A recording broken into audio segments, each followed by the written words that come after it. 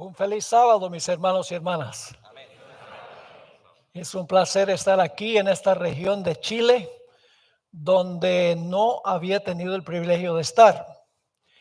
Sí estuve una vez en Chillán. ¿Hay alguien aquí de Chillán? Unos cuantos de Chillán. Hace muchos años tuve una semana de oración en la Universidad Adventista y en Chillán, lugar muy hermoso, pero nunca había estado en esta área. De aquí, para el próximo fin de semana, vamos a movilizarnos a Puerto Montt para tener una serie de reuniones allá, como estamos teniendo acá. Es un placer estar con ustedes. El viaje fue largo, queda bastante lejos, California, de esta región de Chile. No dormí nada la anteanoche cuando viajé para acá. A propósito, y anoche dormí muy bien, gracias a Dios. Gracias por venir. Yo sé que hay muchas personas que tienen responsabilidades en sus propias iglesias el sábado, pero qué bueno que ustedes pudieron venir. Quiero agradecerle también a los organizadores de este evento. Es un trabajo muy arduo, muy fuerte para coordinar todos los detalles, pero quiero agradecerle a ellos también por haber hecho lo que ellos hicieron. Esta mañana vamos a estudiar un tema que se titula El sábado tridimensional. Ahora, cuando uno produce material para televisión y se transmite a diferentes partes del mundo, es prácticamente imposible ir a un lugar a donde la gente no haya escuchado parte del tema ya. Así que muchos me han dicho, cuando entré esta mañana, que sintonizan nuestros programas. Quiero agradecerles por eso. Así que algunas cosas que voy a mencionar, no solo esta mañana, sino también en la reunión de mañana en la noche. Y vamos a hablar de algunas cosas que he hablado antes. Sin embargo, esta tarde, que creo que la reunión es de 4 a 8 de la tarde, vamos a estudiar un material nuevo que voy a usar aquí por primera vez. Así que ustedes van a ser los conejillos de Indias. Pero creo que van a disfrutar el estudio que vamos a hacer esta tarde. Va a ser, no vamos a estar apurados, va a ser de 4 a 8 de la tarde. Y traigan sus Biblias, ya sean electrónicas o sean en forma de libro, porque vamos a entrar a un estudio intenso de la profecía de Daniel 2, Daniel 7, Apocalipsis 12, Apocalipsis 13 y Apocalipsis 17. Pero los vamos a presentar desde una perspectiva distinta que generalmente se hace. Así que ojalá que puedan venir esta tarde, y como posiblemente en las iglesias no hay actividades por la tarde, llamen a amigos, a familiares para que también vengan acá. Hay mucho espacio en el gimnasio de al lado, así que hay algunos pocos puestos aquí también. Así que animen a las personas a venir, porque vamos a estudiar grandes profecías que nos hicieron lo que nosotros somos como adventistas. Ahora queremos tener una oración para pedir la bendición del Señor. Así que les invito a inclinar sus rostros con reverencia para orar. Nuestro Padre y nuestro Dios, qué grato es estar en este lugar en tu santo día para escuchar tu voz hablándonos por medio de tu santa palabra.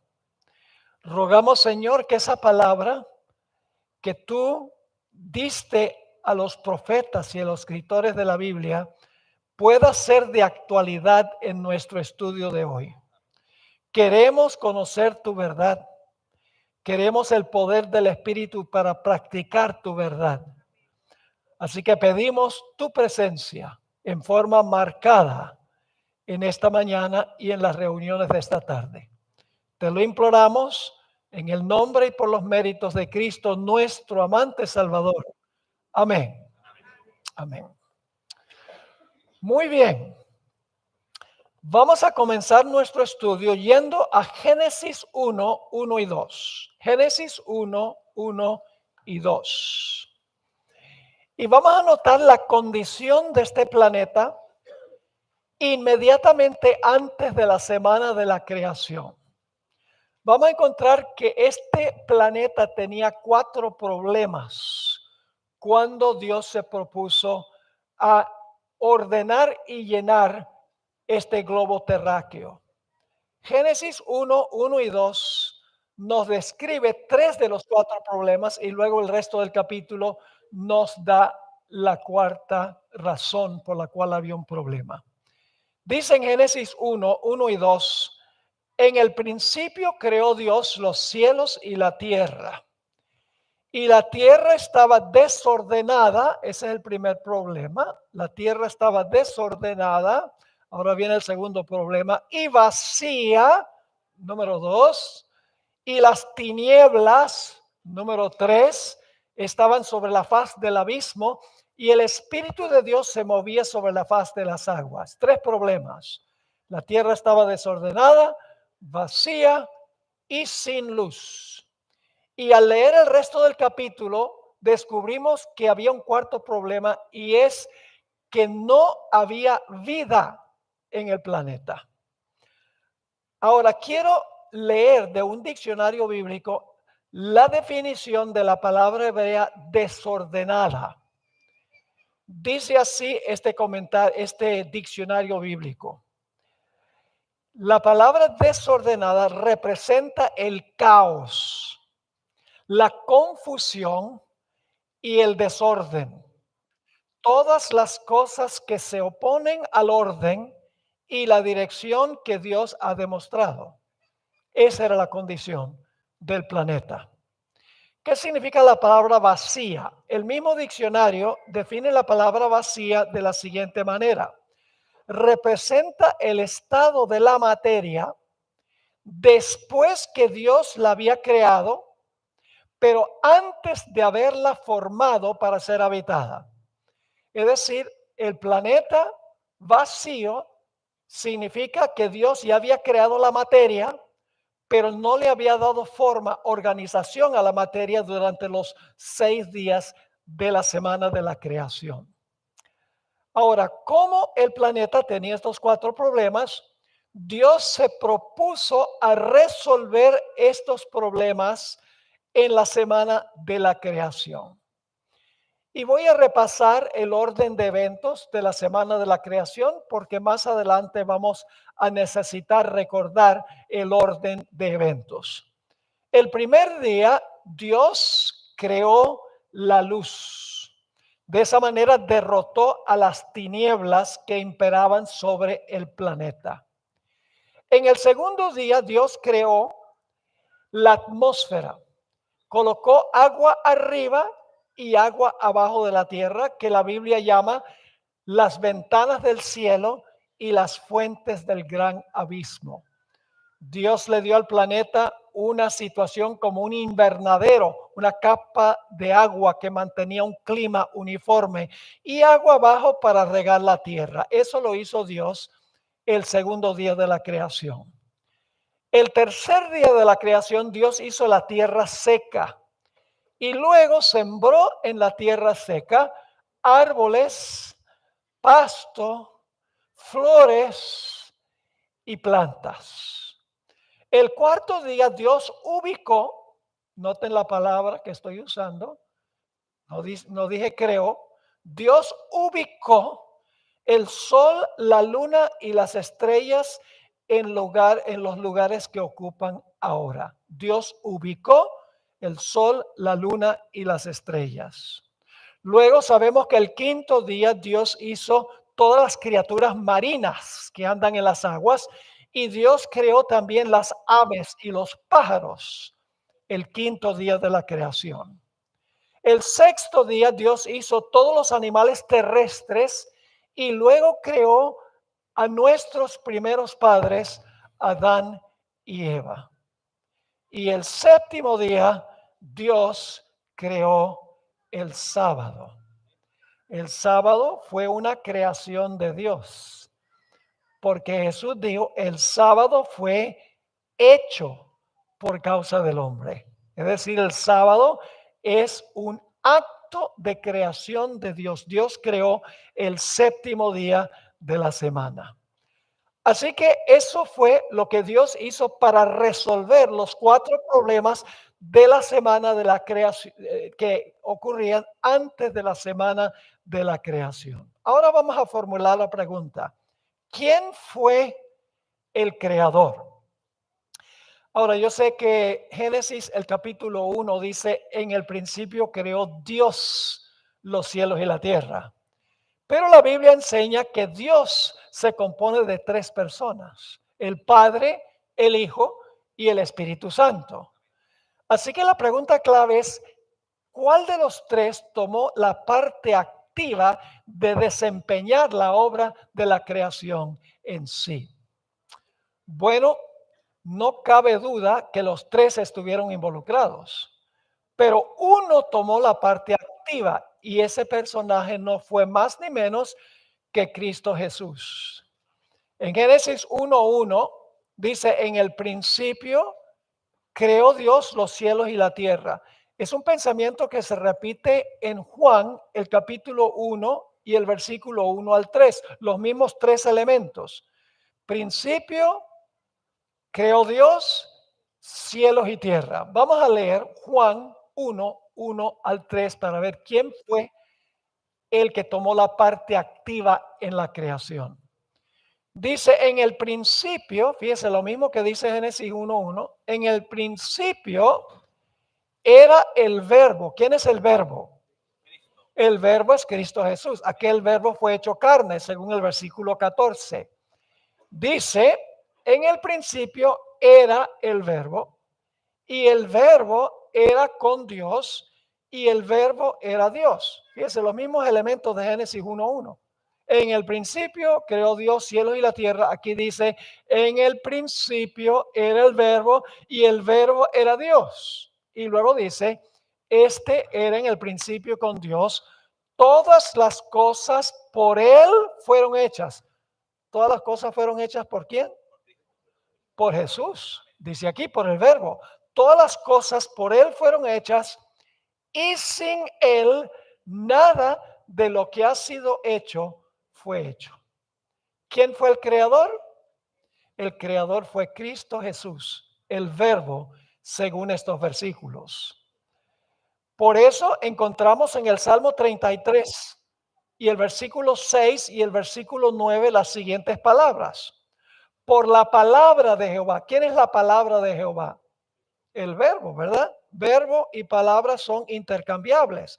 Así que dice: por la palabra de Jehová fueron hechos los cielos y todo el ejército de ellos por el aliento de su boca, porque él dijo y fue hecho, él mandó y existió. Dios el Padre creó todo por medio de la palabra, por medio de Cristo Jesús. Quiero leer una cita del Espíritu de Profecía muy profunda. Dice la sierva del Señor: como es el habla al pensamiento. Pensamos y luego ¿qué? Hablamos. Lo que por lo menos debemos, ¿no? Como es el habla al pensamiento, así es Cristo con el Padre invisible. Lo que la sierva del Señor está diciendo es que el Padre pensó el plan y Jesús lo habló a la existencia. Profundo concepto. Por la palabra de Jehová fueron hechos los cielos. Como el habla es al pensamiento, así es Cristo con el Padre invisible. Él es la manifestación del Padre y se le llama el verbo de Dios. Esta es la cita del Espíritu Profecía. Como es el habla al pensamiento, así es Jesús con el Padre. El Padre elaboró el plan y el Hijo habló el plan a la existencia. Qué concepto tan extraordinario. Ahora, podríamos decir entonces que el Padre fue el arquitecto y el Hijo fue el albañil. El Padre elaboró el plan y el Hijo implementó el plan. Vamos a Génesis 1:26. Aquí vamos a encontrar que se mencionan 2 personas. El Espíritu Santo también estuvo involucrado dice que el Espíritu se movía sobre la faz de las aguas. Sabemos que el Espíritu estaba involucrado, pero aquí se mencionan dos. Dice en Génesis 1:26, entonces dijo Dios. ¿A quién se refiere esa palabra Dios allí? ¿A cuál persona? El Padre. Dijo Dios, hagamos al hombre. ¿Le está hablando a alguien, sí o no? Sí, le está hablando el Padre al Hijo.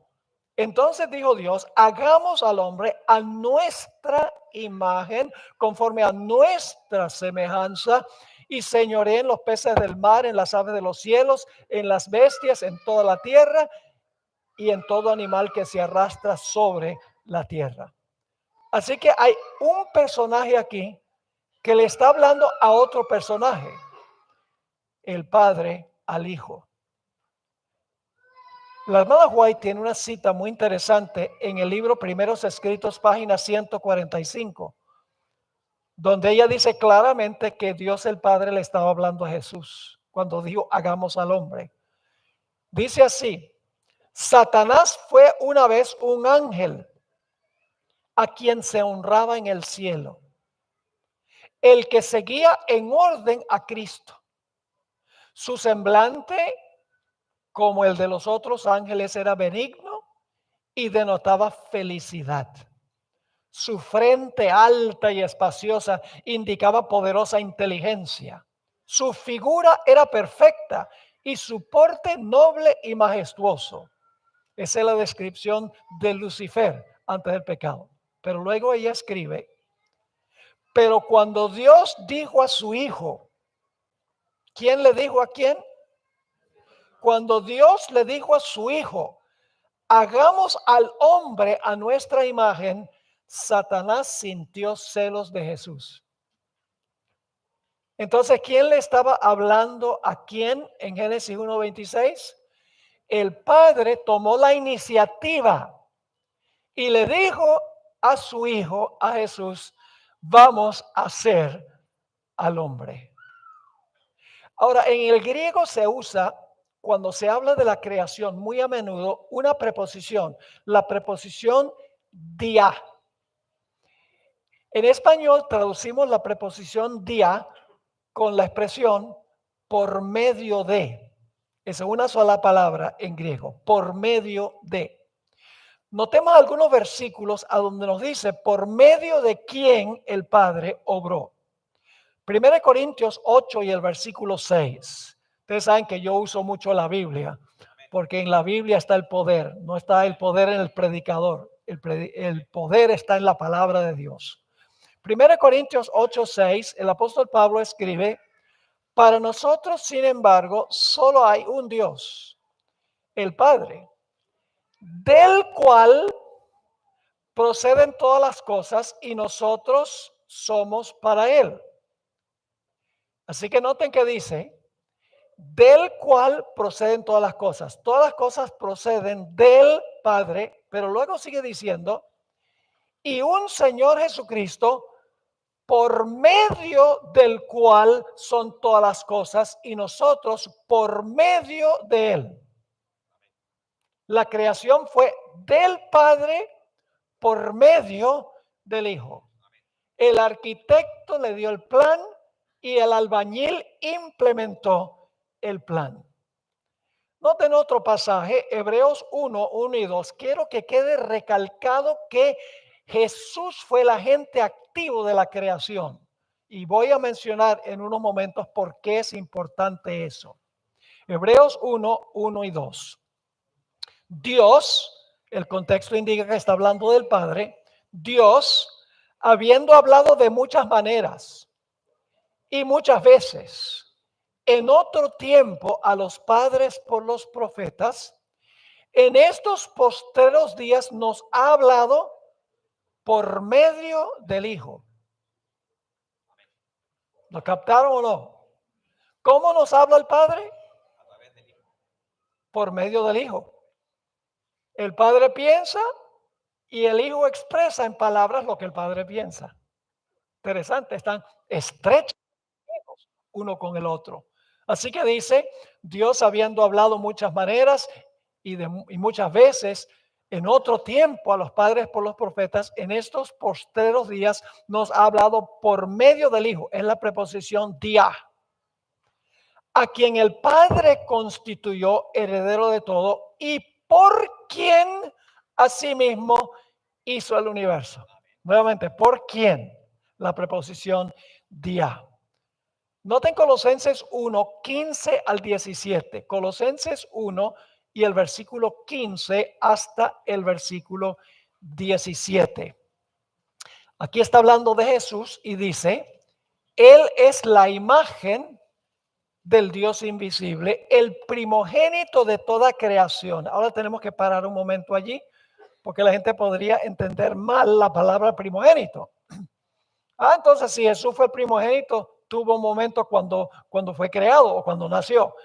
Pero en la Biblia la palabra primogénito se usa en dos sentidos.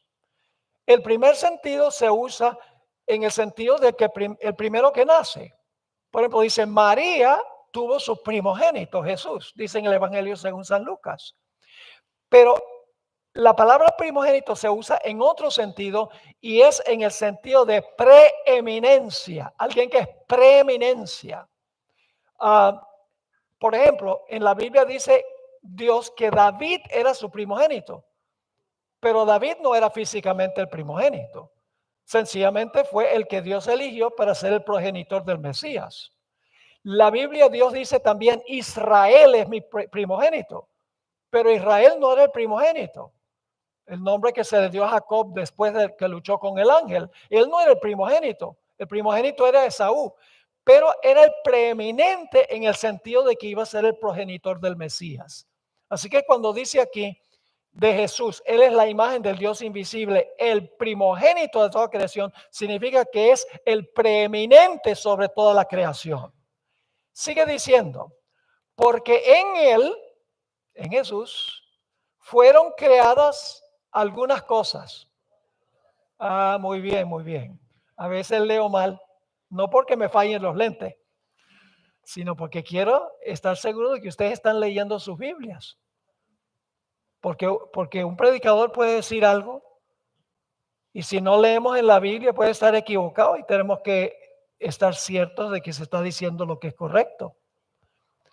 Así que dice, porque en Él fueron creadas todas las cosas, solo lo que hizo en la tierra. No, dice, las que hay en los cielos y las que hay en la tierra.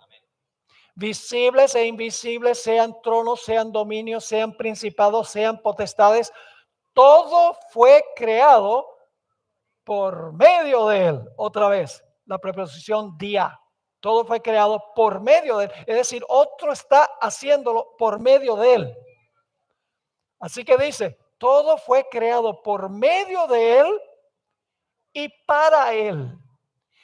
Y lógicamente, si Él creó todo, Él es antes de todas las cosas y todas las cosas en Él subsisten. Es decir, todo se mantiene funcionando en orden por medio de Jesús. No solo fue el creador, sino que es el sustentador también. Noten también esta cita del espíritu de profecía, poderosa cita. Se encuentra en el primer capítulo del libro Patriarcas y Profetas, la página 14. Dice así: el Hijo de Dios había ejecutado la voluntad del Padre. ¿Qué hizo el Hijo? Ejecutó o implementó la voluntad de ¿quién? Del Padre. El Padre, el arquitecto. El albañil está haciendo la voluntad del arquitecto. Así que dice, el Hijo de Dios había ejecutado la voluntad del Padre en la creación de todas las huestes del cielo. ¿Quién creó a los ángeles? El Padre por medio de Jesús. Porque aquí dice claramente, el Hijo de Dios había ejecutado la voluntad del Padre en la creación de todas las huestes del cielo. Y a Él, a Jesús, así como a Dios, debían ellas tributar homenaje y lealtad, porque Jesús es tanto Dios como el Padre. Sigue diciendo, Cristo había, escuchen bien, Cristo había de ejercer aún el poder divino en la creación de la tierra y sus habitantes. ¿Quién creó la tierra y sus habitantes? Cristo, porque dice, Cristo había de ejercer aún el poder divino en la creación de la tierra y sus habitantes. Pero en todo esto no buscaría poder o ensalzamiento para sí mismo, en contra del plan de Dios, sino que exaltaría la gloria del Padre y ejecutaría sus fines de beneficencia y amor. Qué cita excepcional.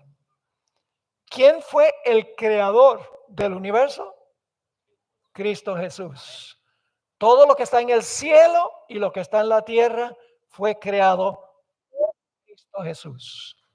Lo cual significa que si todo lo que ocurrió en la semana de la creación fue creado por Cristo, ¿quién creó el sábado? Lo creó el sábado. Entonces, el sábado no es de los judíos, el sábado es de Cristo. El sábado es cristiano, porque hoy en día en muchas iglesias no adventistas dicen, no, el sábado, ese es el día de los judíos. El sábado es el sábado judío, pero la Biblia dice que Cristo fue el creador. Jesús es el Señor del sábado porque Jesús creó el sábado, según Marcos el capítulo 2 y el versículo 27. Así que Jesús fue el creador de todo lo que ocurrió en los 7 días de la semana de la creación. Ahora vamos a hablar más específicamente de lo que ocurrió el primer día. Vamos a comparar lo que ocurrió el primer día con lo que ocurrió el cuarto día. Cuando uno lee el relato bíblico de la creación, uno queda perplejo. Y usted dice, ¿perplejo por qué? Uno queda perplejo porque uno lee que el primer día Dios creó la luz, pero parece que no creó el sol sino hasta el cuarto día.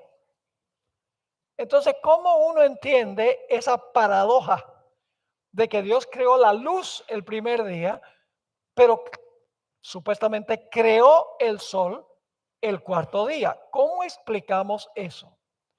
Bueno, la explicación que generalmente se da es que la luz del primer día era la luz gloriosa de Dios.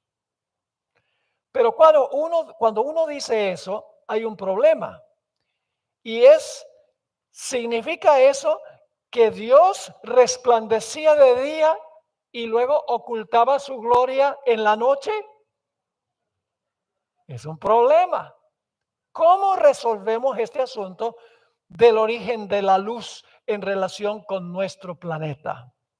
Vamos a leer Génesis 1, 3 al 5. Génesis 1, 3 al 5. Creo que hay una mejor solución que decir que la luz del primer día fue la luz radiante de la persona de Dios. Hay algo más profundo aquí. Génesis 1, 3 al 5. Y dijo Dios, ¿quién está hablando aquí? A ver, dígame, ¿quién está hablando aquí? ¿El Padre o el Hijo? No, el Padre no está hablando aquí. ¿Quién está hablando? El Hijo. El Padre piensa y el Hijo habla lo que el Padre piensa. Lo leímos en el Espíritu de Profecía. Aquí está hablando Jesús. Y dijo Dios, sea la luz. Y fue la luz. Y vio Dios que la luz era buena. Ahora escuchen. Y separó Dios la luz de las tinieblas. ¿Qué día separó Dios la luz de las tinieblas? A ver, dígame, ¿de qué día separó Dios la luz de las tinieblas? El primer día, muy bien. Y llamó Dios a la luz día y a las tinieblas llamó noche. ¿Cuándo le dio Dios el nombre día y noche a la parte clara y la parte oscura? El primer día, muy bien.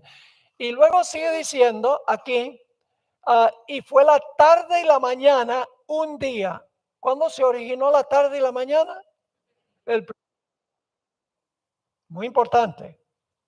El primer día Dios separó la luz de las tinieblas. El primer día le puso nombre día y noche a las dos partes del día. Y además de eso, el primer día tuvo tarde y mañana. Ahora vamos entonces a formular unas preguntas. ¿Qué día separó Dios la luz de las tinieblas? ¿El primero o el cuarto? El primer día, muy bien. ¿En cuál día llamó Dios a la luz día y a las tinieblas noche? ¿El primer día o el cuarto día? El primer día, muy bien. ¿De dónde vino la luz el primer día cuando Dios separó la luz de las tinieblas? Del sol. Y usted dice, eso, no, eso es imposible, pastor, porque Dios creó el sol el cuarto día. Sigamos estudiando. ¿Qué es lo que separa hoy la luz de las tinieblas en nuestro planeta? A ver, dígame, que yo escuché la respuesta aquí. ¿Qué separa? A cada día Dios usa un adjetivo numeral. Tarde, mañana, día primero, tarde, mañana, día segundo. Yo pregunto, ¿todos los días tienen un adjetivo numeral? Sí. Día primero, día segundo, día tercero, día cuarto, día quinto, día sexto, día séptimo. Cada día tiene un adjetivo numeral. Entonces yo pregunto, ¿hay alguna evidencia de que el día de los primeros 3 días fue diferente que todos los otros días? ¿Menos de 24 horas? ¿Hay alguna evidencia de que los primeros 3 días fueron diferentes que los últimos 3? ¿Los últimos 4? No hay ninguna evidencia. Se usa un adjetivo numeral para todos, que significa que todos los días de la semana, la primera semana fueron días de 24 horas iguales. Ahora aquí viene otra pregunta. ¿Cómo podrían existir la luz y las tinieblas los primeros 3 días si el sol no fue creado sino hasta el cuarto día? Y una última pregunta para luego buscar la respuesta. ¿Cómo pudieron los primeros 3 días tener tarde y mañana si el sol no se levantaba ni se ocultaba los primeros 3 días? ¿Están entendiendo la situación? Ahora vamos a preguntarnos, ¿cuándo es la mañana y cuándo es la tarde? Nosotros los adventistas sabemos eso. La mañana es cuando, cuando se levanta el sol. ¿Y la tarde cuándo es? Cuando el sol se oculta. Vamos a anotar algunos textos de la Biblia. Josué 8:29. Josué 8 y el versículo 29. Dice aquí, ¿cuándo es que cae la noche y qué relación tiene con el sol? Dice allí en Josué 8:29, está hablando del rey de Ai que conquistó Josué, y al rey de Ai lo colgó de un madero hasta caer ¿qué? La noche. ¿Cuándo comienza la noche? Y cuando el sol se puso, ¿cuándo comienza la noche? Cuando el sol se puso, mandó Josué que quitasen del madero su cuerpo y lo echasen a la puerta de la ciudad y levantaron sobre él un gran montón de piedras que permanecen hasta hoy. Así que la noche comienza cuando el sol se pone. ¿Correcto? Noten Marcos 1, 32 y 33. Marcos 1, 32 y 33. Dice, cuando llegó la noche, luego que el sol se puso, ¿cuándo comienza la noche? Cuando el sol se pone. Dice, cuando llegó la noche, luego que el sol se puso, le trajeron a Jesús todos los que tenían enfermedades y a los endemoniados, y a toda la ciudad se agolpó a la puerta. ¿Qué es lo que marca la mañana? Ya vimos que la noche marca es cuando se pone el sol. ¿Qué marca la mañana? Vamos a Jueces 9:33. Jueces 9 y el versículo 33. Dice, y por la mañana, al salir el sol, ¿cuándo comienza la mañana? Cuando sale el sol. ¿Cuándo es que comienza la noche? Cuando se pone el sol. Así que dice, por la mañana, al salir el sol, madruga y cae sobre la ciudad, y cuando él y el pueblo que está con él salgan contra ti, tú harás con él según se presente la ocasión. Un texto más sobre lo que se relaciona la mañana con el sol. Dice en 2 Samuel 23:4, 2 de Samuel, el capítulo 23 y el versículo 4 dice, será como la luz de la mañana, como el resplandor del sol en una mañana sin nubes. Así que ¿cuándo es la mañana? La mañana es cuando resplandece, ¿qué cosa? Cuando resplandece el sol. Así que la noche se determina cuando se oculta el sol y la mañana cuando se levanta el sol. Entonces yo pregunto, ¿qué es lo que separó la luz de las tinieblas el primer día? Debe haber sido ¿qué cosa? El sol, no cabe duda. Ahora escuchen esta cita de la hermana White. Sí, la viejita sabía lo que estaba diciendo. La gente critica mucho el espíritu de profecía, aún en la iglesia, pero la hermana White no se equivoca. Ella entendió que los primeros 3 días fueron marcados por el sol. Noten lo que dice esta cita, Testimonios para los Ministros, página 135. Página 135. Dios habla a la familia humana en lenguaje que ésta puede comprender. Él no deja el tema tan indefinido que los seres humanos puedan acomodarlo a sus teorías. Cuando el Señor declara que hizo el mundo en 6 días, ¿cuántos días? Todos los 6, ¿no? Cuando el Señor declara que Él hizo el mundo en 6 días y descansó el día séptimo, se refiere a días de 24 horas. ¿Los primeros 3 días tuvieron 24 horas? ¿Sí o no? Los primeros 3 días tenían 24 horas. ¿Y los últimos 4?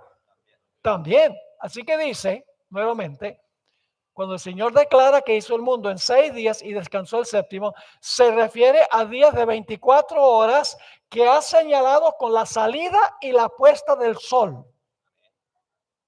Los primeros 3 días tuvieron subida y bajada del sol. ¿Sí o no? Lo dice claramente. Leo de nuevo. Cuando el Señor declara que hizo el mundo en 6 días y descansó el día séptimo, se refiere a días de 24 horas. Todos los 6 que ha señalado con la salida y la puesta del sol. Así que en los primeros 3 días hubo salida y puesta del sol, según el Espíritu de Profecía. ¿Sí me están entendiendo o no? Ahora entonces concluyamos. El ciclo de día y noche comenzó el primer día. La separación de la luz de las tinieblas ocurrió el primer día. Cada uno de los 7 días, incluidos los 3 primeros, tuvieron una duración de 24 horas. Y finalmente, los primeros 6 días tuvieron tarde y mañana y por lo tanto ya existía el sol los primeros 3 días. Pero ahora yo sé que están pensando, pero pastor, Dios creó el sol el cuarto, lo dice clarísimo la Biblia, que Dios creó el sol el cuarto. La Biblia no dice tal cosa. La Biblia no dice que Dios creó el sol el cuarto día. Aquí es que es importante, hermanos y hermanas, conocer las palabras originales que se usaron en el idioma original. Quiero leerles una cita del Espíritu de Profecía. Se encuentra en el Ministerio de Curación, página 322. Dios hizo algo que el hombre nunca puede hacer. Dios creó algo de nada.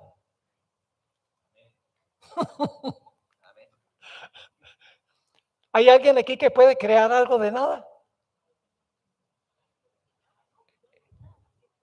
El hombre no puede crear algo de nada, pero Dios habló y existió. Creó todo de la nada. Solo Dios puede hacer eso. Fíjense cómo dice el Espíritu de Profecía esto. En la creación de la tierra, nada debió Dios a la materia preexistente. Dios no necesitó materia para hacer lo que hizo. No debió nada a la materia preexistente. Él dijo y fue hecho. Él mandó y existió. Todas las cosas, materiales o espirituales, surgieron ante el Señor Jehová cuando Él habló y fueron creadas para su propio designio. Los cielos y todo su ejército, la tierra y todo lo que hay en ella, surgieron a la existencia por el aliento de su boca. ¡Qué cita tan extraordinaria! Dios creó todo, toda la materia la creó de la nada. Pero escuchen bien, hay una distinción clara en la Biblia entre la palabra crear y la palabra hacer.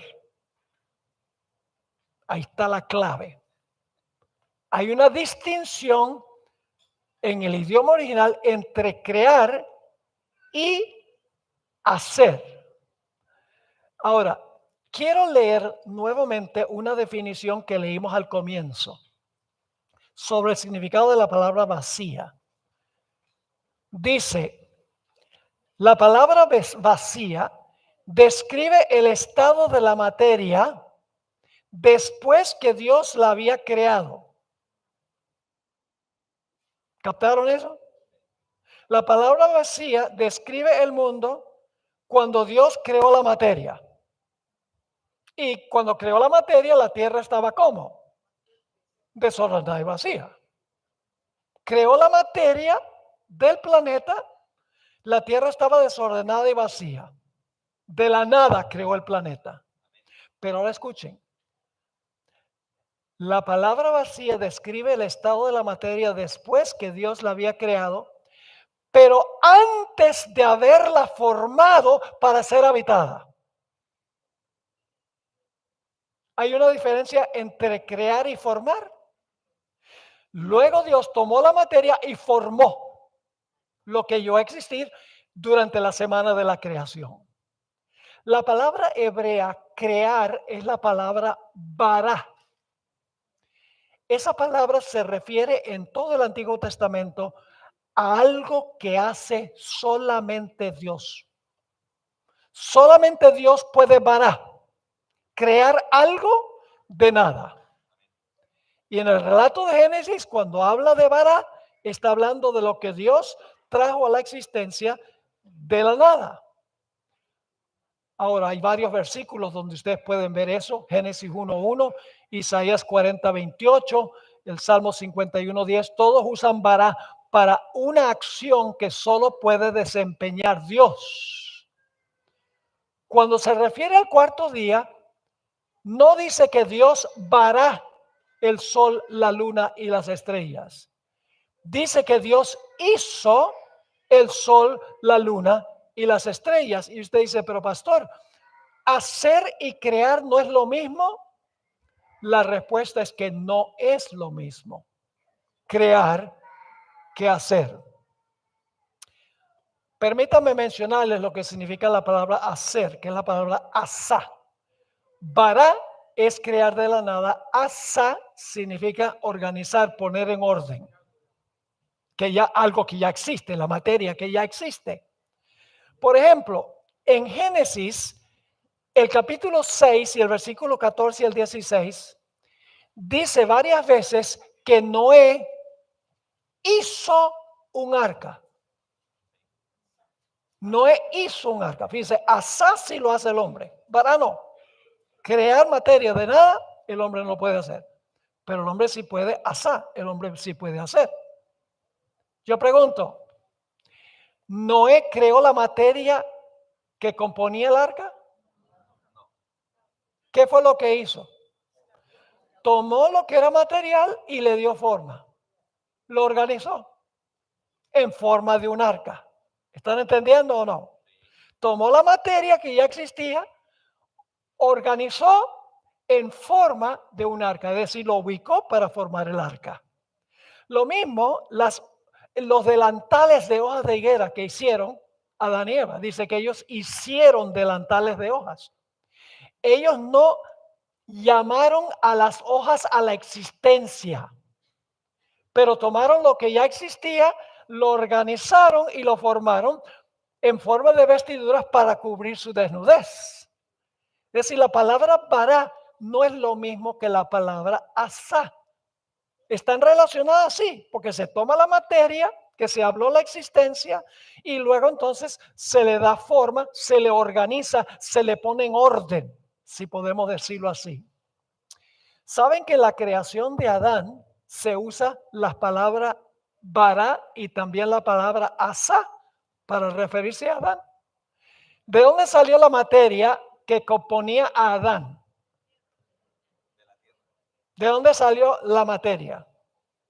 ¿Cómo se originó la materia que componía a Adán? Dios habló la materia a la existencia. ¿Usó Dios la materia que él habló a la existencia para hacer el cuerpo de Adán, sí o no? Claro que sí. Porque en Génesis, el capítulo 5, 1 y 2 usa las dos palabras. Este es el libro de las generaciones de Adán. El día en que vará Dios al hombre. Está hablando de la materia de la cual se componía Adán. El día en que Dios creó al hombre, a semejanza de Dios lo asá, lo hizo. ¿Cómo hizo Dios a Adán? Lo hizo de la materia que habló de la existencia. Pero yo pregunto, ¿tomó Dios la materia y la puso en orden, la organizó con todas las diferentes partes del cuerpo?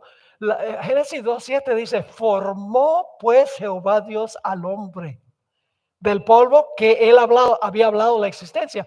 Formó Dios al hombre. Es decir, es la misma palabra que se usa para el trabajo que hace un alfarero, que toma el barro y luego entonces organiza, le da forma al barro para formar una vasija. ¿Están entendiendo esto? Ahora sí estamos listos para entender qué pasó el cuarto día. Vamos a Génesis 1, 14 al 19. El estudio de la Biblia es como el trabajo de un detective o de un abogado. Busca una clave aquí, una clave allá, otra clave allá, y luego entonces cuando tiene todas las partes, las junta y tiene un argumento completo. La gente me dice a mí que si yo no hubiera sido pastor, debería haber sido abogado. Que Dios me libre. Génesis 1, 14 al 19. Dijo luego Dios, haya lumbreras en la expansión de los cielos para separar el día de la noche. ¿Cómo? ¿Eso no es lo que hizo el primer día? ¿No dice que Dios hizo eso el primer día, sí o no? Sí, para separar el día de la noche. Y ahora escuchen por qué los creó. Y sirvan para señales, para las estaciones, para los días, no día y noche, sino para los días y años. Y sean por lumbreras en la expansión de los cielos para alumbrar sobre la tierra. Pero ya vimos que el primer día Dios alumbró la tierra. Y fue así. Ahora escuchen la siguiente palabra. E hizo. ¿Qué significa esa palabra asá allí? Ahora va a tomar lo que ya existía y ¿qué va a hacer? Lo va a poner en orden. Va a sincronizar el sistema solar del planeta Tierra. Es decir, el sol, la luna y las estrellas ya existían. Pero el cuarto día Dios los toma y organiza el sistema solar en un sistema. Así que dice, Y más adelante van a encontrar una segunda potente evidencia de este punto. Sigue diciendo, e hizo Asá, Dios, las dos grandes lumbreras. La lumbrera mayor para que señorease en el día. Bueno, y Dios no colocó, no creó el día, el primer día. Llamó el primer día, y la noche la llamó noche. Pero aquí dice que eso pasó el cuarto día. Para que señorease el día y la lumbrera menor para que señorease en la noche. Hizo también las estrellas. Y las puso Dios en la expansión de los cielos para alumbrar sobre la tierra y para señorear en el día y en la noche, para separar la luz de las tinieblas. Ya vimos que eso lo hizo el primer día. Y vio Dios que era bueno. Y ahora escuchen bien, fue la tarde y la mañana del día cuarto. ¿El primer día tuvo tarde y mañana? ¿El cuarto día tenía tarde y mañana? ¿Qué es lo que marca la tarde y la mañana? El sol. ¿Están entendiendo esto o no? No hay contradicciones en la Biblia.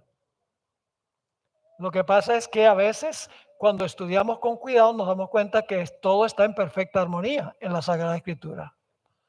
Ahora, el cuarto día entonces Dios tomó el sol y la luna que ya existían en alguna parte del cosmos y los puso en orden en nuestro sistema solar para establecer señales, estaciones, días y años.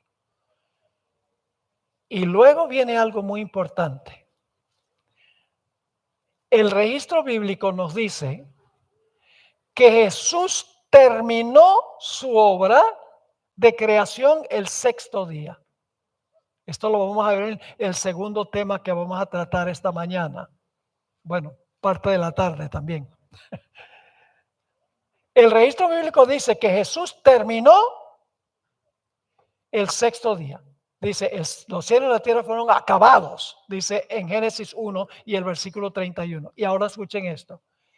Y luego cesó o descansó el sábado y lo bendijo y lo santificó. ¿Qué día terminó Jesús la obra de la creación? El sexto día. Y luego, ¿qué hizo el siguiente día? Cesó. Una mejor traducción es que cesó.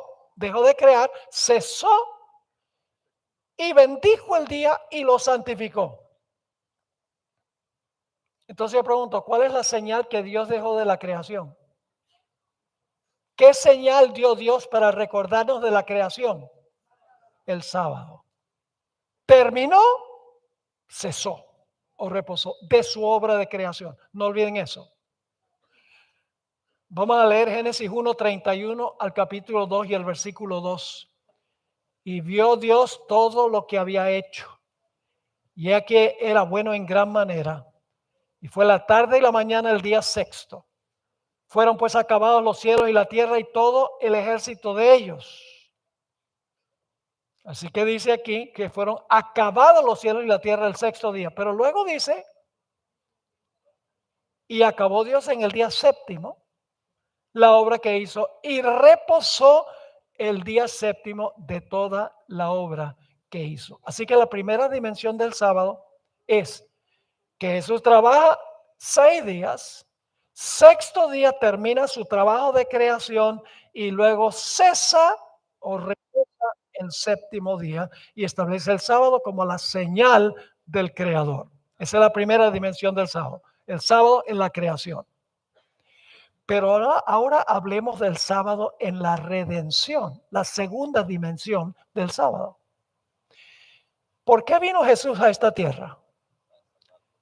Jesús vino a esta tierra con un propósito muy especial y era terminar la obra que el Padre le dio para hacer. ¿Y saben por qué el Padre mandó a Jesús a esta tierra? Por varias razones, pero por dos principales. Número uno, para que Jesús viviera una vida absolutamente perfecta sin pecado. Porque su justicia tiene que estar en lugar de la nuestra, que no tenemos justicia. Jesús tenía que tejer un manto perfecto de justicia que si nosotros nos arrepentimos y lo reclamamos, nos cubre a nosotros. Pero para eso tenía que vivir una vida perfecta, sin pecado, para darnos su justicia perfecta. En segundo lugar, Jesús tenía que venir para pagar la deuda por el pecado que tenemos nosotros. Tenía que morir. Jesús vino para vivir y para morir. Para vivir una vida perfecta y luego para cargar nuestros pecados y sufrir la culpa de los pecados que nosotros cometemos. A eso vino Jesús, a esos dos puntos. Ahora, quiero que leamos varios versículos donde se usa la palabra terminar o acabar. Juan 4 y el versículo 34. Leímos en Génesis que Jesús acabó, ¿qué día? El sexto día. Luego, ¿qué hizo el séptimo? Cesó y reposó y lo bendijo y lo santificó. Ahora noten en la redención, Juan 4:34, Jesús dice lo siguiente: mi comida es que haga la voluntad del que me envió. ¿Y que qué? Que acabe su obra. ¿Quién elaboró el plan de la redención? ¿Quién hizo el plan de la redención? El Padre. Pues Jesús dice, yo vine para hacer la obra de Él. El plan que hizo Él. Claro, trabajaron juntos. Pero Jesús se sometió a la voluntad del Padre para implementar el plan. Así que Jesús dice, mi comida y mi bebida es que es hacer la voluntad de mi Padre y acabar o terminar su obra. Noten lo que dijo Jesús en esa famosa oración de Juan 17 cuando iba en camino al Getsemaní. Acababa de celebrar la Santa Cena con sus discípulos, estaba en camino al Getsemaní y Jesús eleva esa oración de Juan 17 antes de llegar a donde sudó gotas de sangre y clamó a su Padre que si era posible le quitara la copa. En Juan 17:4 Jesús se dirige al Padre y dice, yo te he glorificado en la tierra, se puede usar terminado también, ¿verdad? He acabado o terminado la obra que me diste, que me hiciste. Ahora, aquí da la impresión que ya había acabado la obra, pero esa palabra acabar significa a punto de acabar. Por ejemplo, el apóstol Pablo dice, he acabado la carrera. Pero en realidad técnicamente acaba la carrera cuando lo... Pero él estaba en la cárcel cuando he acabado, dice. Pero significa que estaba ¿qué? Por acabar. En el Nuevo Testamento se usa en ese sentido la palabra. Así que Jesús dice, he acabado la obra. Es decir, estoy llegando al punto donde las razones por las cuales me enviaste las he cumplido. Y luego todos sabemos lo que Cristo dijo en la cruz del Calvario. En Juan 19:30 dice, consumado es. ¿Qué significa esa expresión consumado es? Sencillamente significa acabé. En inglés, finish. Yo sé que algunos aquí saben hablar inglés. ¿Qué significa finished? Terminé. Cuando colgaba en la cruz, dice, terminé. Es decir, al comienzo de su ministerio, le dice a sus discípulos, he venido para acabar la obra de mi Padre. En la oración sumo sacerdotal, Jesús dice, estoy a punto de acabar. Y en la cruz del Calvario dice, acabé. Consumado es. Y le estaba hablando a su Padre. Le está diciendo a su Padre, cumplí todo lo que tú tenías planeado para yo hacer en la tierra. ¿A qué horas murió Jesús? A la hora novena. ¿Qué hora es esa en nuestro reloj? Las 3 de la tarde. Jesús murió a las 3 de la tarde. Consumado es a las 3 de la tarde. ¿Qué día? El viernes. ¿Qué día acabó Cristo su obra de redención? ¿Qué día? Oh, el sexto día, ve qué interesante.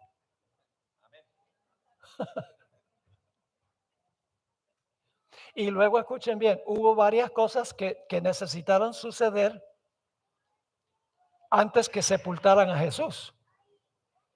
Por eso se llama la preparación, porque después que Jesús murió, había que prepararlo para la sepultura. Fíjense todo lo que tuvieron que hacer entre las 3 y cuando se puso el sol, más o menos a las 6 de la tarde. En primer lugar, José de Arimatea tuvo que ir a donde Pilato para pedir el cuerpo de Jesús. Tuvieron que bajar a Jesús de la cruz. Tuvieron que limpiar su cuerpo. Tuvieron que envolverlo en lienzos. Tuvieron que transportarlo al lugar de la sepultura. Tuvieron que colocarlo en el sepulcro. Tuvieron que rodar la piedra para cubrir el sepulcro.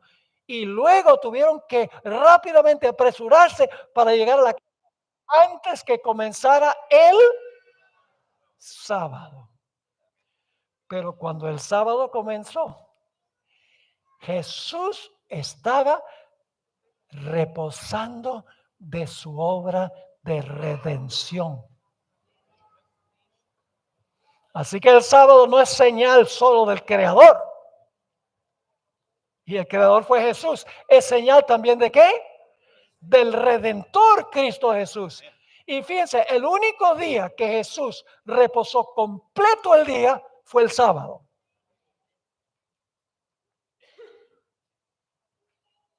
Antes que se pusiera el sol, después de toda la preparación. Al viernes se llama la preparación. Vamos a leer Lucas 23, 54 al 56. Lucas 23, 54 al 56. Está hablando del día cuando Cristo murió. Dice, era el día de la preparación y estaba para comenzar el sábado. Y las mujeres que habían venido con él desde Galilea siguieron también y vieron el sepulcro y cómo fue su cuerpo, puesto su cuerpo. Y vueltas prepararon especias aromáticas y ungüentos. ¿Y qué hicieron luego? Y descansaron el sábado conforme al mandamiento. ¿Descansaron cuál día? El sábado conforme al mandamiento. ¿Y qué estaba haciendo Jesús? Descansando también. Ahora quiero preguntarles esto. ¿Cuánto del trabajo de la creación hicieron Adán y Eva?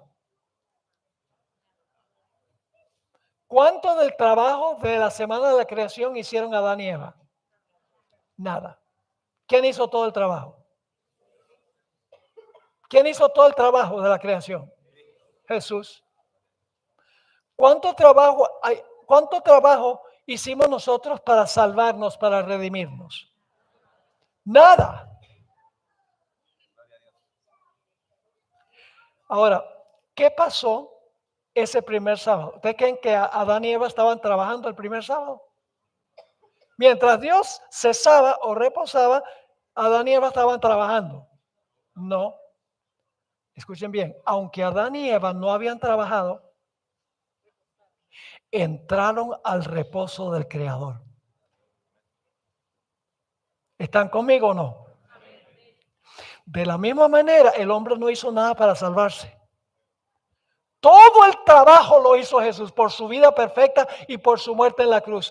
Pero el séptimo día, los seguidores de Jesús entraron en su reposo. Él reposaba y ellos reposaban con él. Pero escuchen bien, ¿cómo reposaron las mujeres y los discípulos ese día? Cantaron, alegres y contentos debemos siempre estar. No. ¿Cómo fue ese día sábado? Un día miserable, triste. Estaban todos agobiados. No pudieron dormir porque su querido maestro estaba muerto. Y por eso algunos hoy en día dicen, ustedes los adventistas guardan el día triste, mientras que nosotros guardamos el día de la resurrección, el día feliz. Es un argumento ridículo. ¿Qué hubiera sucedido si los discípulos y las mujeres hubieran entendido lo que Jesús estaba haciendo en el sepulcro? Jesús les había dicho que él iba a ir a Jerusalén, lo iban a maltratar, iba a morir e iba a resucitar el tercer día. Les había dicho muchísimas veces, pero no lo creyeron. ¿Qué hubiera sucedido si hubieran creído a Jesús, si hubieran entendido cómo hubiera sido ese sábado? Hubieran dicho, el maestro está reposando de su obra de redención como reposó en la obra de la creación. Reposemos con él para celebrar lo que él ha hecho para salvarnos. Eso es lo que Dios quería. Él no tuvo la culpa de que estaban tristes. Fíjense esta cita que se encuentra en un artículo escrito por la hermana White que se titula El varón de dolores, donde la hermana White conecta lo que pasó en la creación con lo que sucedió en la redención. Tremenda cita. La hermana White tenía una profundidad teológica, hermanos y hermanas, impresionante. Cada día cuando yo leo el Espíritu de Profecía, me admiro más de la profundidad teológica que tenía esta mujer. Algunos hoy en día dicen, pero no era teóloga. Que no era teóloga. Escuchen, los escritos de muchos hoy en día son inspiradores, pero los de ella son inspirados. Me maravillo más cuando leo lo que ella dice. Qué cosa tan tremenda. Y sin embargo, hoy en día se dice poco en la iglesia sobre la importancia de leer el Espíritu de Profecía. Ahora escuchen esta cita. El Padre y el Hijo reposaron después de su obra de creación. ¿Qué hicieron el Padre y el Hijo? Reposaron después de su obra de creación. Y ella da ahora la base bíblica. Fueron pues acabados los cielos y la tierra y todo el ejército de ellos, y acabó Dios en el séptimo día la obra que hizo, y bendijo Dios al día séptimo y lo santificó, porque en él reposó de toda la obra que había hecho en la creación. Su Padre e Hijo reposaron después de la obra de la creación. Ahora escuchen lo que dice de la muerte y el reposo de Jesús. La muerte de Cristo ocurrió en el momento preciso en que se había especificado. Era el plan de Dios que la obra de Cristo se completara el viernes. Que la obra de Cristo se ¿qué? Completara el viernes. ¿Cuándo se completó la obra de salvación? El viernes. ¿Cuándo terminó Jesús la creación? El viernes. Muy bien. Era el plan de Dios que la obra de Cristo se completara el viernes y que descansara en la tumba el sábado. Así como el Padre y el Hijo habían reposado después de terminar su obra de creación. La hora de su aparente derrota fue en realidad la hora de su victoria. Se implementó con éxito el plan que se había elaborado antes de la fundación del mundo. Padre y el Hijo reposaron en la creación y reposaron también en la redención después que Jesús terminó su obra de creación el sexto día y terminó su obra de redención en el sexto día. Ahora, los cristianos de hoy dicen que Cristo resucitó el domingo para santificar el día domingo, para que lo guardemos en honor de la resurrección de Jesús. Eso dicen los cristianos, que el domingo es un día de reposo para celebrar la resurrección de Jesús, que es un día sagrado por eso. Pero lo escuchen bien. El día importante no era el domingo, sino el día antes del domingo. Si Jesús tenía que reposar en el sepulcro todo el día sábado, ¿cuándo esperaríamos que resucitara? Pues el siguiente día, después de descansar todo el día. Resucitó el domingo porque tenía que reposar en el sepulcro el sábado. El sábado es el día central, no el domingo. Ahora escuchen esto. El Señor Jesucristo, según el Nuevo Testamento, es el maná. Jesús es el maná. Pueden leer Juan 6, versículo 48-51. Jesús dijo, yo soy el pan que descendió del cielo. Soy el maná. Ahora, ¿por qué es importante eso? Le voy a sintetizar. Para entender cómo Jesús es el maná, ¿a dónde tenemos que ir para entenderlo bien? Hay que volver al Antiguo Testamento, a la historia del maná, ¿sí o no? Así que hay que volver a Éxodo 16. No lo busquen porque lo que estoy mencionando es repaso. ¿Qué pasaba si la gente recogía el maná del miércoles para el jueves extra? Dos cosas pasaban. Criaba gusanos y hedía. Yo pregunto, ¿qué es lo que cría gusanos y hiede? Un cuerpo en vías de descomposición. ¿De acuerdo? ¿Qué pasaba si se recogía el maná, el doble porción, el viernes y se guardaba para el sábado? No criaba gusanos ni hedía. ¿Qué pasó con el cuerpo de Jesús, el maná, en el sepulcro el sábado? ¿Qué hubiera sucedido con un cuerpo común y corriente? Con un cuerpo común y corriente hubiera empezado, los médicos dicen que el momento que la persona muere, empieza el proceso de descomposición. Con el cuerpo de Jesús, el momento cuando murió, ya hubiera empezado la descomposición. Pero escuchen bien, dice en Hechos 2, lo voy a leer en un momento, que todo el tiempo entre cuando Cristo murió y cuando resucitó, su cuerpo no vio con descomposición ni hedionda, porque Él era el maná. ¿Cuál es el día central? ¿El domingo? No, el día central es el sábado. Celebrar el hecho de que en el sepulcro su cuerpo no se descompuso. En Hechos 2, 25 al 27. Aquí está hablando Pedro en el día del Pentecostés, está predicando un tremendo sermón sobre lo que ha hecho Jesús. Y dice, ahí en Hechos 2, 25 al 27, está refiriendo al Salmo 16, que es una profecía mesiánica en cuanto a Jesús. Dice, porque David dice dice de Jesús, veía al Señor siempre delante de mí, porque está a mi diestra, no seré conmovido. Por lo cual mi corazón se alegró y se gozó mi alma. Y ahora escuchen, estas palabras las está hablando Jesús de su experiencia. Dice, y aún mi carne descansará en esperanza. La carne de Jesús, ¿qué? Descansó en esperanza. Y luego dice, porque no me dejarás, una de las mejores traducciones, no me dejarás en el sepulcro, ni permitirás que tu santo vea corrupción. Porque Él era el maná. Nuevamente se centra en el sábado. El sábado su cuerpo no vio composición porque Él era lo que representaba el maná.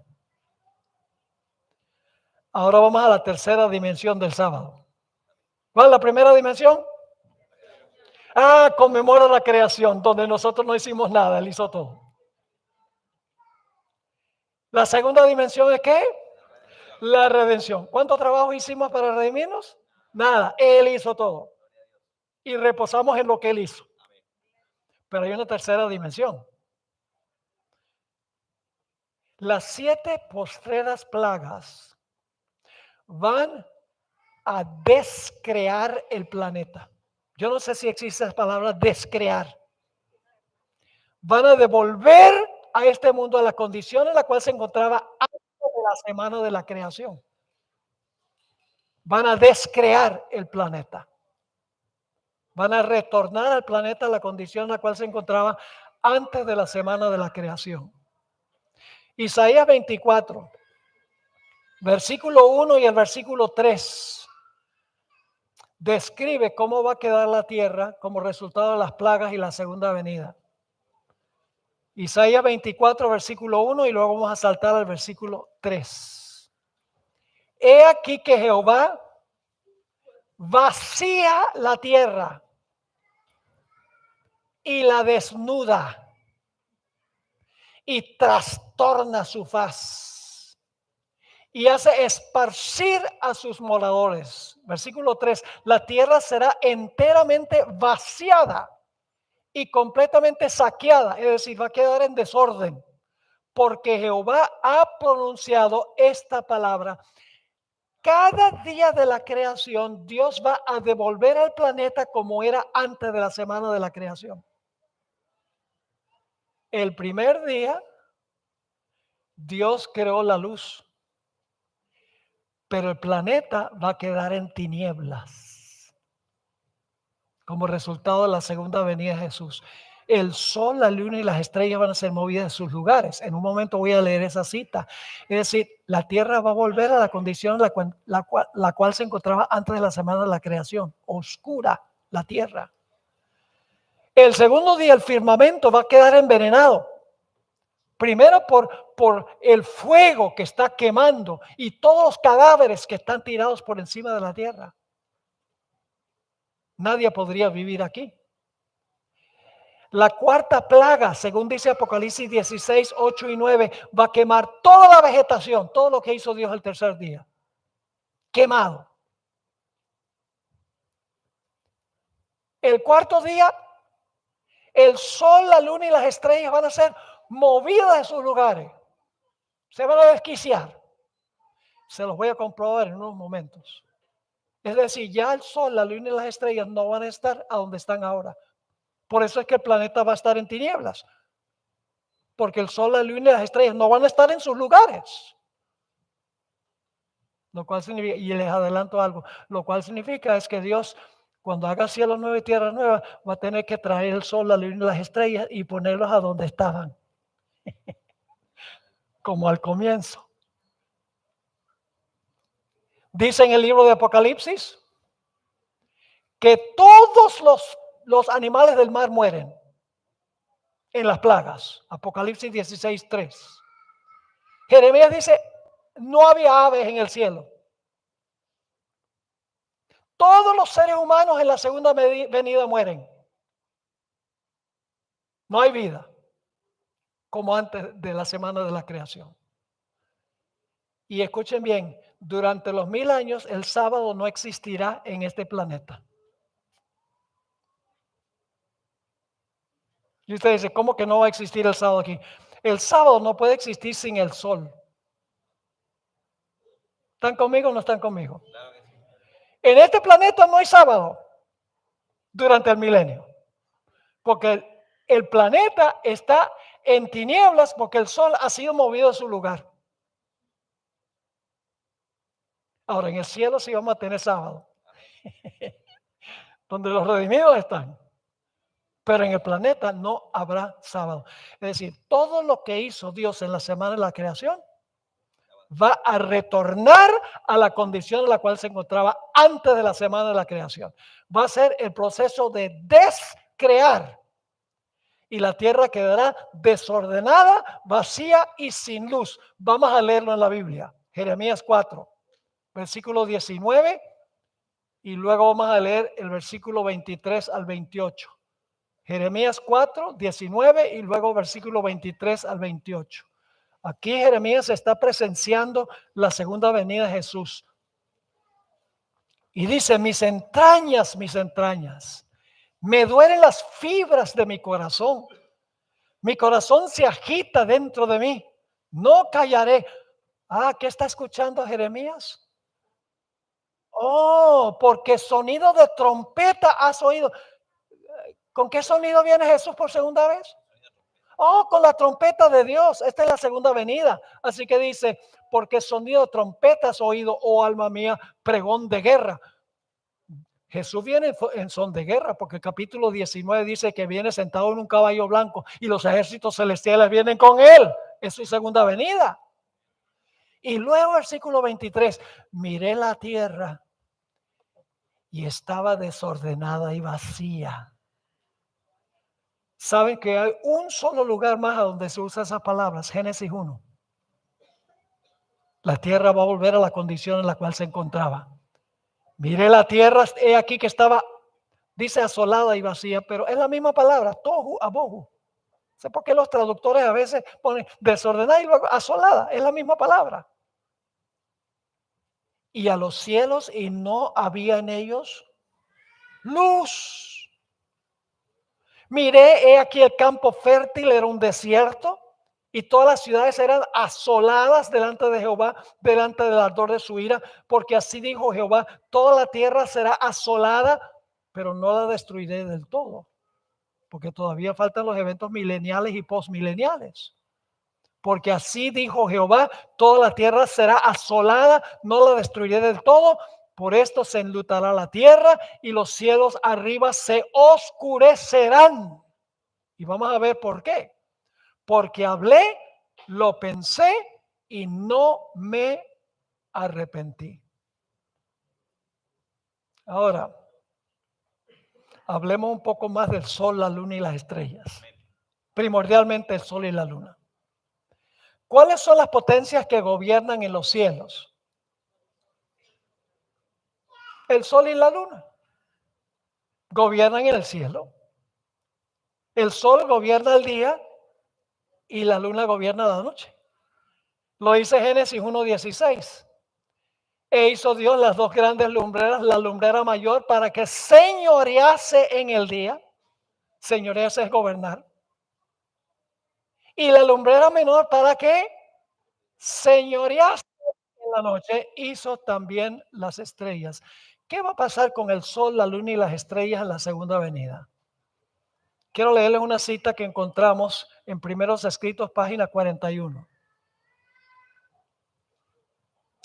El 16 de diciembre de 1848, el Señor me dio una visión de la conmoción de las potestades del cielo.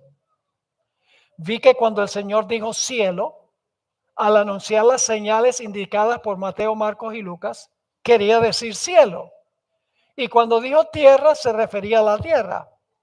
Las potestades del cielo son el sol, la luna y las estrellas.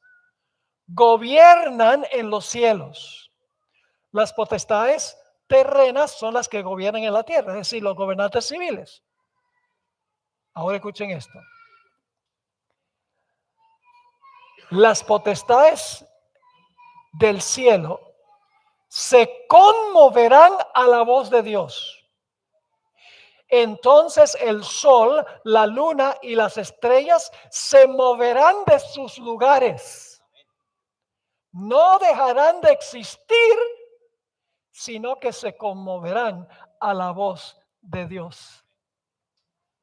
Por eso no hay sábado en el planeta durante los 1000 años, porque el sol y la luna y las estrellas han sido movidas a sus lugares. Yo pregunto, ¿va a tener Dios que reubicar el sol, la luna y las estrellas?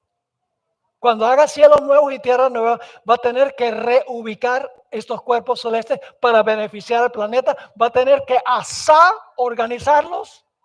No tiene que hacer sol, luna y estrellas nuevas. Sencillamente tiene que volver a ordenarlas u organizarlas para beneficiar al planeta Tierra. Ahora hablemos brevemente de la tercera dimensión del sábado. Después de los 1000 años, Dios va a hacer cielos nuevos y tierra nueva. ¿En cuántos días creen ustedes que Dios va a hacer cielos nuevos y tierra nueva? Ahí les doy una oportunidad nada más. ¿En cuántos días creen ustedes que Dios va a hacer cielos nuevos y tierra nueva? 6. En 6 días. ¿Sabe? Por mucho tiempo yo pensaba que Dios iba a hacer así. Que sea todo como al principio. Pero luego me puse a pensar y dije, no puede ser. Porque Dios va a repetir lo que hizo al comienzo. Dice, ¿cómo sabe eso, pastor? Porque la Biblia dice que vamos a guardar el séptimo día para conmemorar la creación. Y usted no puede tener un séptimo sin los primeros 6. Eso como que les pasó así. Así que lo voy a repetir. ¿Qué día vamos a guardar para conmemorar la nueva creación?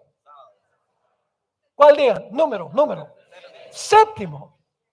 Pero si vamos a guardar el séptimo, tiene que haber los primeros 6. Es decir, Dios va a tomar 6 días para recrear. Y el séptimo día vamos a conmemorar la nueva creación. Y saben que Dios va a decir, cuando haga cielos nuevos y tierra nueva, va a decir, cuando termine la obra, va a decir, terminé. Consumado es. Vamos a leerlo. Apocalipsis 21, versículo 3 al 6. ¿Sí?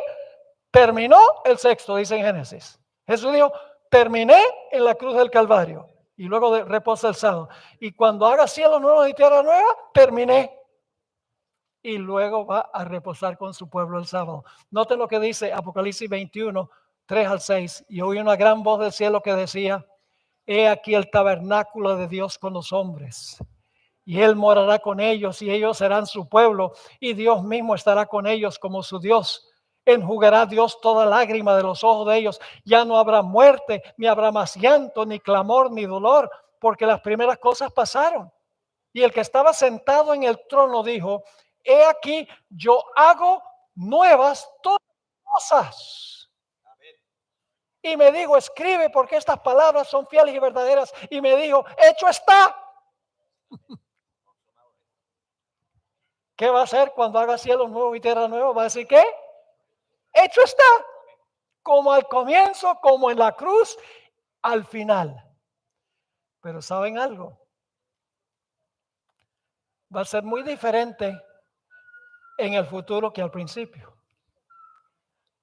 ¿Cuánta de la obra de creación vieron a Adán y Eva? ¿Vieron a Dios crear el primer día, segundo día, tercer día, cuarto día, quinto día? ¿Adán vio su propia creación? No.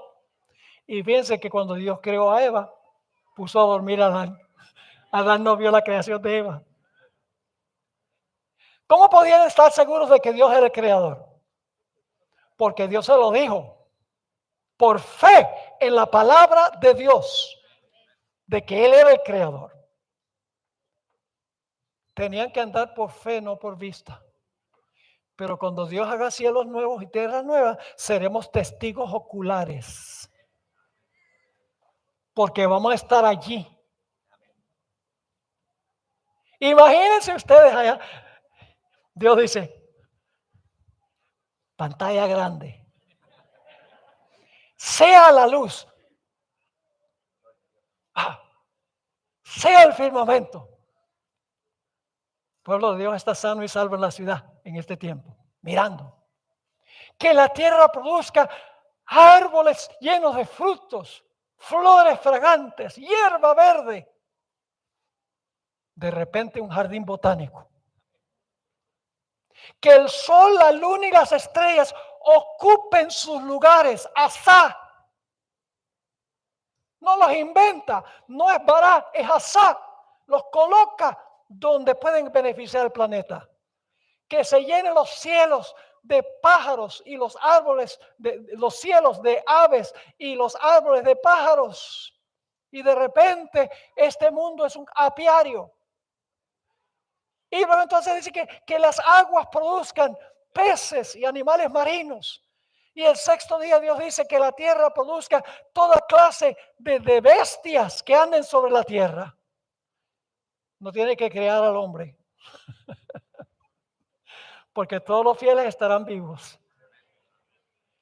Y entonces Dios va a decir, ¿cómo les parece?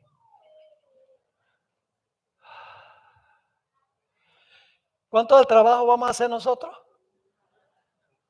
¿Cuánto del trabajo vamos a hacer? Nada. Como en la creación, como en la redención. Así en la restauración no haremos nada del trabajo. Él lo hará todo. Y luego, ¿qué va a decir Jesús? ¿Cómo les parece? Y vamos a decir, oh Señor, qué lindo. ¿Y sabe lo que va a decir Jesús entonces? ¿Qué les parece si pasamos todo este día siguiente contemplando lo que yo hice juntos? Y el pueblo de Dios va a decir, ay, ¿cómo nos entregas este yugo de servidumbre? Así dicen los cristianos que el sábado es un día de servidumbre. Es un día para conmemorar al Creador, para conmemorar al Redentor y para mirar hacia adelante al Restaurador. Así de importante es el sábado. Tiene 3 dimensiones, según la Sagrada Escritura. Jesús va a decir, bueno, entonces vamos a reposar el sábado. Y fíjense qué interesante. Lo haremos por la eternidad. El sábado nunca ha dejado de ser la señal de Dios. Dice en Isaías 66, 22 y 23, porque como los cielos nuevos y la nueva tierra que yo hago, va a ser cielo nuevo y tierra nueva, permanecerán delante de mí, dice Jehová, así permanecerá vuestra descendencia y vuestro nombre. Y de mes en mes. ¿Por qué de mes en mes? Porque hay un árbol que produce su fruto cada mes. O sea, el árbol de la vida, Adán y Eva tenían que continuar comiendo el árbol de la vida. Ahí iban a reabastecer sus fuerzas al comer probablemente cada mes del árbol de la vida y así se recargaban sus fuerzas. Así que dice, de mes en mes, ¿y de qué? Y de sábado en sábado vendrán los judíos. Vendrán todos, en el hebreo dice toda carne. Vendrá toda carne ¿a qué? Adorar delante de mí, dijo Jehová. ¿Por qué vamos a venir a adorar delante de Jehová? Para conmemorar ¿qué cosa? La recreación. Termino leyendo una cita del Espíritu de Profecía,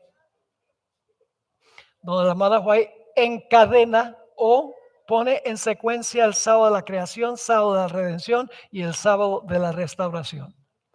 Esta cita viene de la matutina Ser semejantes a Jesús, página 158.